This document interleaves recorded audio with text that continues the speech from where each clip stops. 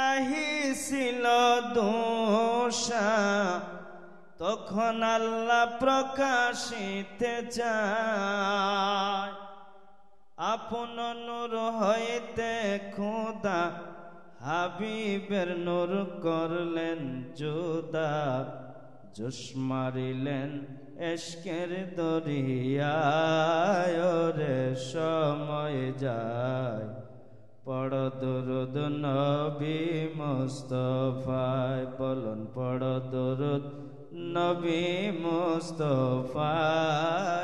রে সময় যায়, পড় দুরুদ নবী মুস্তাফায়। আল্লাহ বানাইয়া আদমকে হুকুম দিলেন রূহকে, চল রূহ আদমের সিনায়। আল্লাহ বানাইয়া আদমকে হুকুম দিলেন রূহকে, চল রূহ আদমের সিনায়।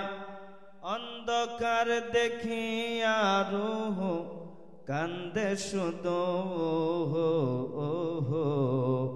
অন্ধকারে থাকা বিষমদায়।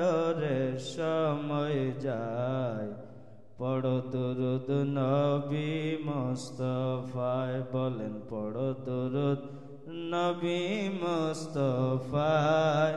ওরে সময় যায়, পড় দুরুদ নবী মুস্তাফায়।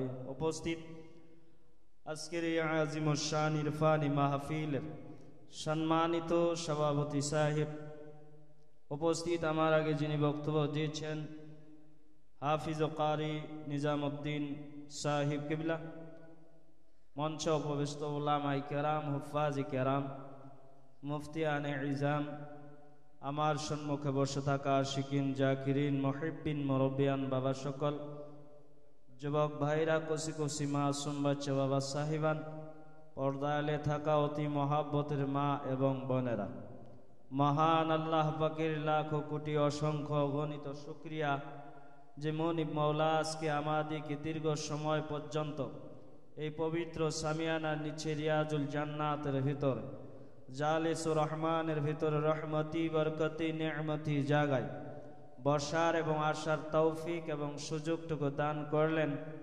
সেই মহান আল্লাহ পাকের একবার শুকরিয়া আদায় করি সবাই উচ্চ কণ্ঠে।